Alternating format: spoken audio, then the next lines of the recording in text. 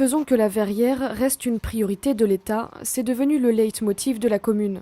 Depuis plus de 30 ans, les quartiers HLM du Bois de l'Étang et d'Orly Park bénéficient d'aides financières de l'État en tant que quartier prioritaire. Mais dès 2015, le quartier d'Orly Park pourrait bien être écarté de ce dispositif.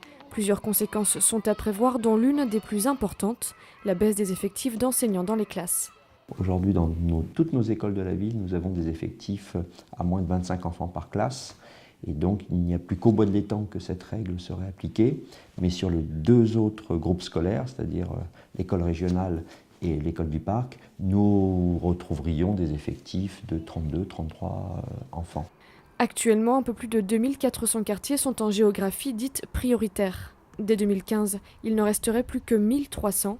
En voulant se concentrer sur les quartiers les plus pauvres, l'État a modifié ses critères et n'en a retenu qu'un seul, le revenu par habitant. Inquiet, le maire est allé plaider auprès du gouvernement pour une prise en compte des particularités de sa commune.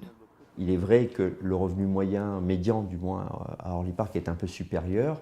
Nous avons expliqué à l'État que quand on cumule les revenus des habitants d'Orly Park et du Bois de l'Étang, nous sommes inférieurs aux critères. Nous avons expliqué qu'il faut prendre en compte la dimension globale de notre ville. En plus, nous sommes une toute petite ville, tout le monde se connaît, tout le monde fréquente les mêmes activités.